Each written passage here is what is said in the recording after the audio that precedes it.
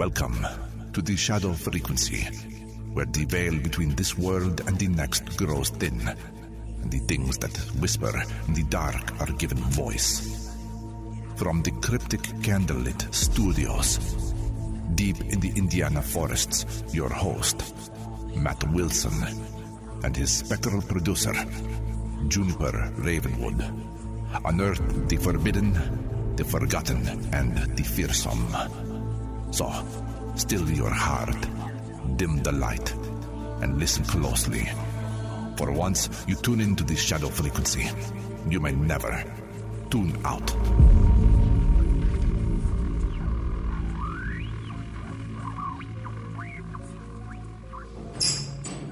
All right, let's see what's lurking in drawer number 2 tonight. Nope, definitely not touching the jar labeled contains half a ghost. And, oh, hey, Matt. Here's that cassette tape you said was whispering in backwards Latin last week. Yeah, put that right back. It hasn't stopped whispering. Pretty sure it asked me for rent money this morning. All right. No. Now this shouldn't be here.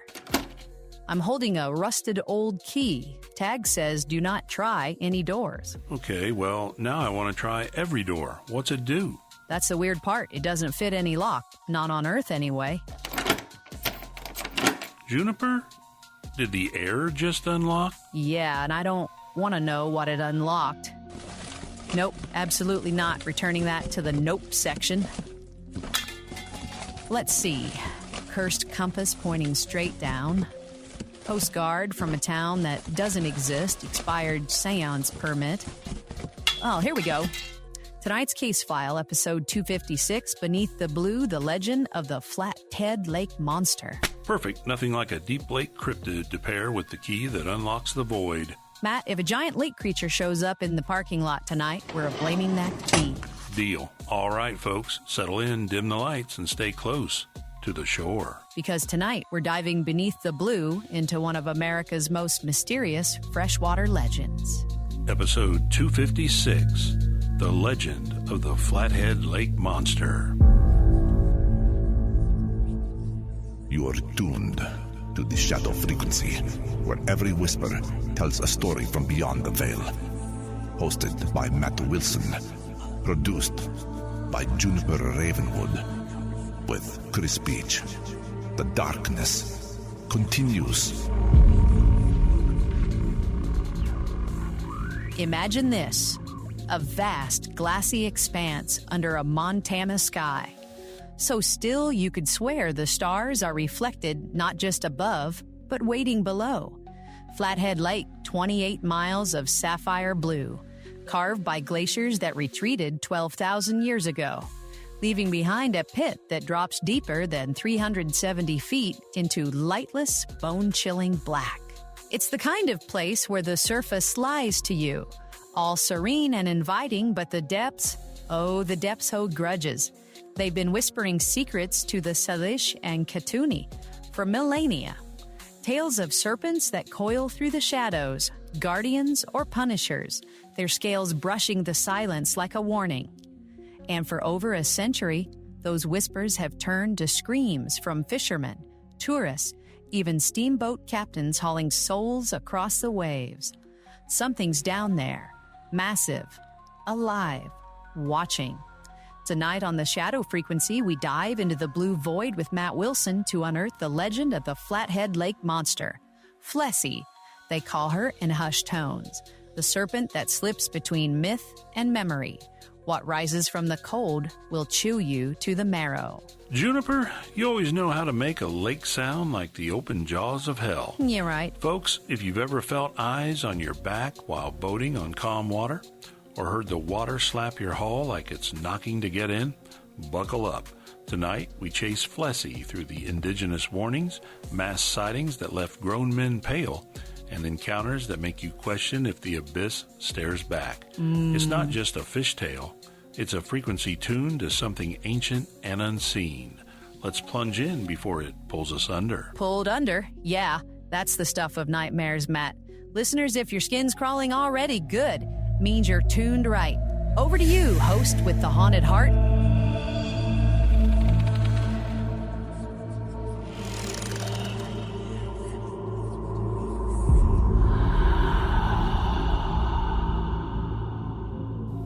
Hey, Shadow Frequency family, Matt here, and first off, a massive thanks to Juniper for raiding that dusty old file cabinet in the corner of the studio. You know the one that creaks like it's got bones rattling inside? She pulled this gem on Flathead Lake, and let me tell you, it's got me glancing at every ripple in my tea tonight. All right, let's crack open the manila folder. Smells like wet pine and forgotten fog, and step into the chill. Picture it. Northwestern Montana, where the Mission Mountains claw at the sky like they're trying to hold back the dark.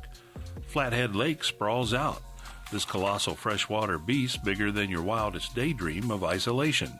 Nearly 200 square miles of it, fed by glacial melt that keeps the water so pure you can see 100 feet down on a good day.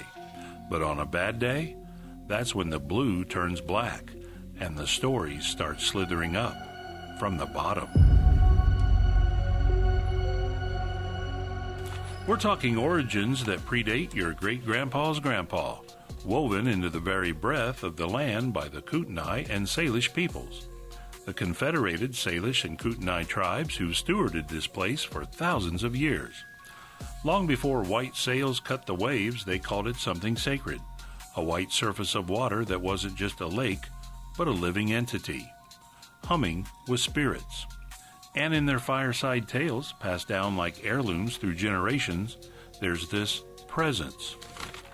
A great water serpent coiled in the depths, not always malevolent, but powerful enough to reshape fates. One legend hits like a gut punch. The Kootenai, living on a central island, maybe Wild Horse Island, that rugged hump rising from the waves like a forgotten altar. Harsh winter grips the lake, freezes it solid as a promise. The tribes crossing to shift camp, boots crunching ice under a sky heavy with storm. Two young girls, bold as the wind, spot what looks like antlers, 2 feet of them, jagged and proud, poking through the frost like a trap waiting to spring. They think it's a deer, frozen mid-stride, a gift from the cold gods. Sharp rocks in hand, they hack at the ice, chipping away, laughing, maybe, until the antlers twitch. The ice groans, splits like thunder cracking bone, and upsurges the head of something unholy. Massive antlers rake the air, eyes like polished obsidian locking on them, and the serpent's body erupts, a colossal, undulating force that shatters the frozen expanse.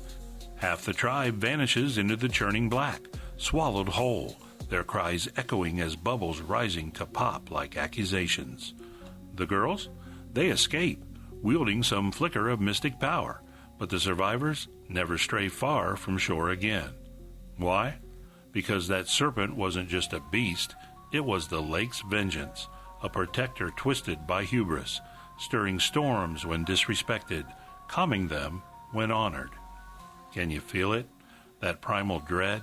The idea that the water remembers every slight, every stolen antler? It's not folklore, it's a frequency, thrumming under the surface, warning you, touch the deep, and it touches back. Fast forward to 1889, when the modern world collides with that ancient hum like a steamboat hull slamming ice. Enter Captain James C. Kerr, skipper of the U.S. Grant, this iron-sided beast churning freight and souls from Poison Bay up to Somers. Montana's barely a state, the air thick with pine sap and promise. But Kerr's no greenhorn. He's navigated these waters like veins on his own hand. July sun glints off the lake, passengers, over 100 of them, families, prospectors, dreamers, leaning on rails, chatting about gold rushes and ghost towns. Kerr spots it first, a log. He figures, bobbing lazy in their path, dark and slick. But as the Grant bears down, steam whistle cutting the blue, that log stirs. It swells, lengthens, 30, 40 feet of it easy, whale-like bulk with a serpentine twist, humps rolling like shadows under silk, skin blue-black and gleaming wet. Eyes, gosh, those eyes, steel-gray voids that fix on the boat like they're sizing up a meal. The deck erupts and shouts, children wailing, men grabbing hats as it surges closer, undulating with a speed that mocks the physics of flesh and fin. Panic cracks like gunfire. One passenger, heart pounding, wild, yanks a rifle and blasts into the waves. The crack echoes off the mountains, and Flessie, yeah, they've named her already in terrified whispers, dives. No splash, no thrash, just a vacuum pull that yanks the lake into itself, leaving parallel wakes like twin scars fading into the deep. Kerr logs it all, voice steady in his report, but hands, they say, white-knuckled on the wheel till port. Over a dozen witnesses, folks from all walks, swearing on Bibles and boot heels. It wasn't a bear, not a sunken tree. Nothing of this world moved like that. And here's the hook that keeps me up. Those wakes. Parallel lines, 16 miles apart in some reports, forming in minutes on glass calm water. What force carves that? What intelligence? It's like the lake's mocking you, saying, "You saw me. Now, forget at your peril." But oh, it doesn't stop there, friends. These sightings, they're the pulse of something eternal, beating through the 20th century like a heart in the dark. Fishermen out at dawn, lines taut, coffee steaming, sudden roll, a hump breaking the surface 50 yards off. No boat, no wind, just that oily black arch vanishing with a whisper.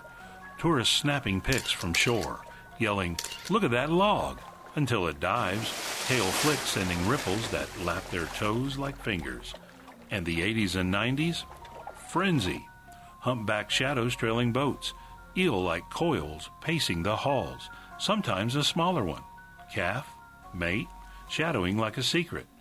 Double wakes again, signatures of the unseen, carving paths where nothing should be. And that 1993 kayaker? Lone soul, paddle dipping silent in Big Arm Bay. Sun dipping low, painting the water blood orange. He feels at first a pressure, like the air thickens, the lake breathing. Then, beneath his fragile shell, a shape rises. 40 feet of shadow, smooth as oil, gliding up without a bubble, without a sound. Those eyes meet his through the hall, unblinking, ancient, and for a heartbeat he's not paddling, he's held, suspended in the blue, the world narrowing to that gaze. It drifts away, effortless, melting into the void, leaving him to shore in a sprint of strokes. Heart hammering, not fear exactly, but observed. Watched from the forever dark. You ever wonder, listening to this, if the lake's calling your name next? These aren't campfire yarns, they're echoes from the frequency below, pulling us closer, daring us to listen. And that's just the surface scratch, folks. Something stirring down there, patient as the glaciers that birthed it. Makes you think twice about that midnight swim, doesn't it? Twice? Matt, I'm swearing off lakes forever. That kayaker stare down, I felt it in my gut. Mm-hmm. What's lurking in the second half? More eyes or answers? Oh, Juniper, we've got theories that'll twist your mind like those wakes. Relics from Ice Age seas, maybe even slips in reality itself. Stick around. We're diving deeper after the break.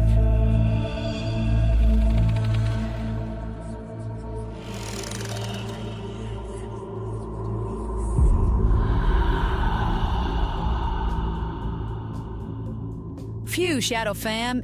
If that first plunge into Flathead's secrets has you side-eyeing every puddle, you're not alone. Matt's got us hooked on Flessie like she's coiling around the mic.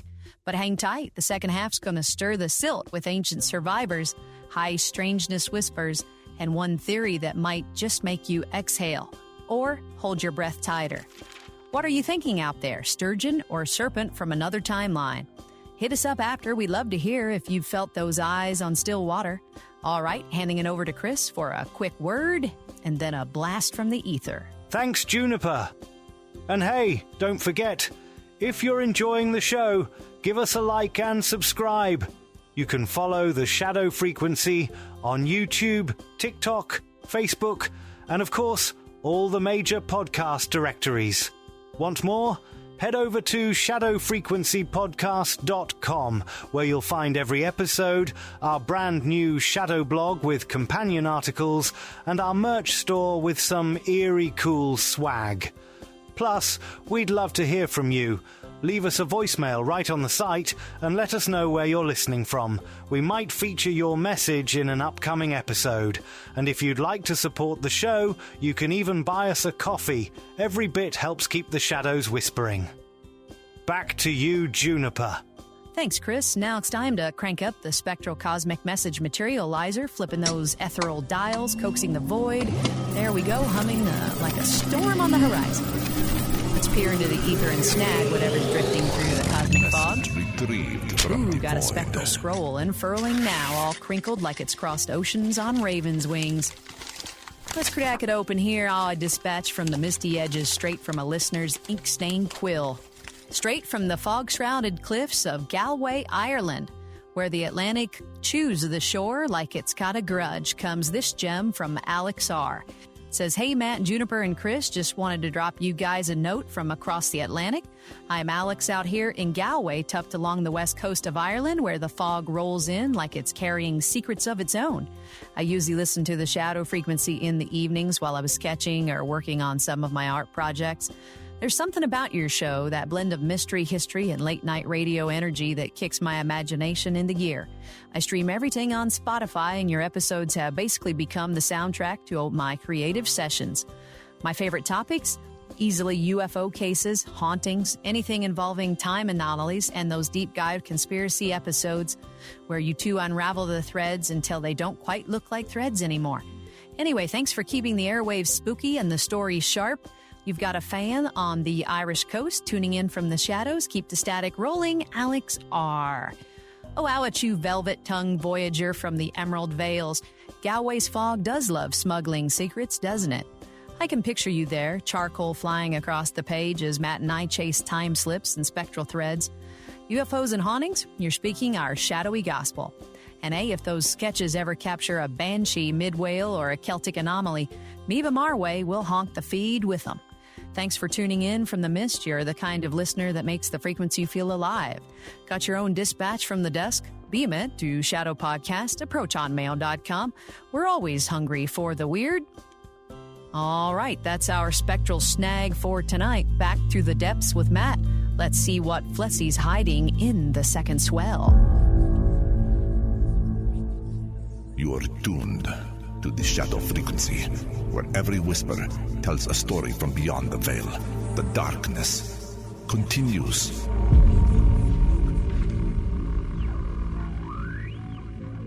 Welcome back, Shadow Seekers. Matt here, and Juniper. That mailbag drop from Alex, pure gold. Galway fog and time anomalies sounds like the perfect brew for our kind of night.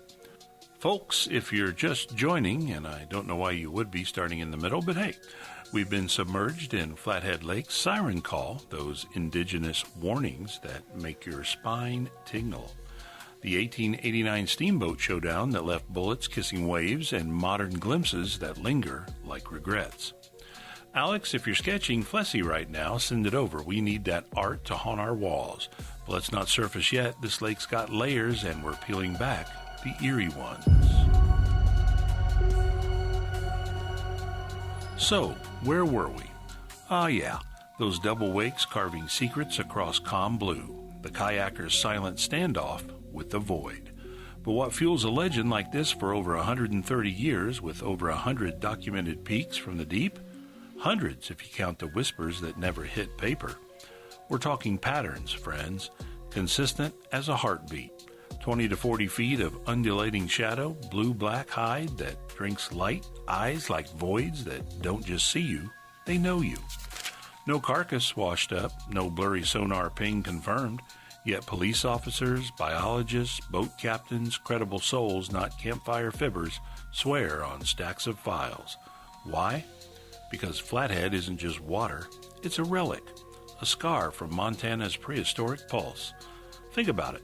This basin, born from glacial Lake Missoula, a mega-flood monster that scoured the earth 15,000 years back, leaving inland seas where ancient swimmers could hide. What if Flessy's no invader, but a survivor? An Ice Age holdout, some eel-like behemoth or plesiosaur echo, flippers paddling through thermal pockets 370 feet down where the cold preserves secrets like formaldehyde. The lake's frigid core, barely above freezing, could cradle something Jurassic, a temporal fossil slipping through cracks in time, bleeding from when Montana was ocean floor. Imagine, not evolution's dead end, but a guardian from the flood epochs, stirring when the frequency dips low. Okay, high strangeness alert. Rumors swirl of USFS sonar blips in the 70s. Unidentified moving targets, zipping faster than physics allows, hushed up like bad dreams. Navy tests? Whispers of EM pockets warping compasses near the shore, turning watches haywire, making witnesses feel displaced. Like the lake's a thin spot, a dimensional seam where realities brush scales. And that watched feeling? Not paranoia. It's the serpent's gaze, interdimensional, pulling threads from your soul. Why no national frenzy, though? Nessie gets documentaries. Flessie gets sidelined. Ignored? Or contained?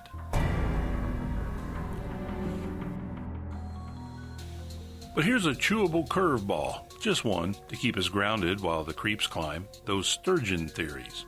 Flathead's hosted giants. 1955, C. Leslie Griffith hauls in a 7.5-foot, 181-pound white sturgeon after a 5-hour tug of war. Its bony plates and whiskered snout looking every bit the prehistoric thug. Displayed in Polson like a trophy from the abyss, it sparked, aha! Maybe oversized relics explain the humps, the wakes. Biologists nod. Sturgeon hit 12 feet in wild rivers. Their undulations mimic serpents, and Flathead's depths could hide a pod. Rational, right? A misidentified fish family reunion. But 40 feet? Parallel wakes 16 miles apart in 25 minutes? That 1993 pair, Mama and Babe shadowing bays like a family outing from hell? Nah, sturgeon don't stare back with knowing eyes or leave witnesses feeling watched from the marrow out. It's a tidy bow, but the ribbon frays. Too many details defy the net. Still, it nags, doesn't it? What if the monster's both? Flesh and frequency. Biology bleeding into the bizarre. We circle back to that deeper itch, not proof, but why? Why hundreds of eyes, credible as dawn, yet no bones, no footage that sticks? Why the Salish and Kootenai lore mirroring sightings like prophecy? Is Flathead's blue a cradle for biological titan, coiling through the thermal vents, or a rift where story and shadow entwine? The 2017 tale seals it. Little Andrew Johnson, 3 years old, tumbles into Polson shallows, mom frantic on the shore. She hauls him out, dripping and gazed, asks how he didn't drown. Kid looks up, eyes wide as the lake. The Flathead Monster lifted me up. No fear, just fact, like chatting with an old pal from the deep. Saved? Or summoned? The frequency hums unresolved, friends. A chill question mark in the waves. Does something live there, or does the story summon it, slipping between reel and ripple? In the end, Flessie's not caught. She catches you, staring into that blue, wondering if the watch is mutual. Sleep tight, or don't. Lifted a kid? Matt, that's either the cutest cryptid ever or the eeriest adoption story. Right. I'm amused, but mostly plotting a lake aversion therapy. You've got me hooked and haunted. Juniper, if Flessie adopts us all, we'll podcast from the deep. Yeah. Episode 256, a dive into the blue that's got more questions than answers. But damn if it doesn't make the shadows swim. Mm-hmm. Thanks for riding the frequency with us. Stay strange, stay spooky. Over to you for the fade out.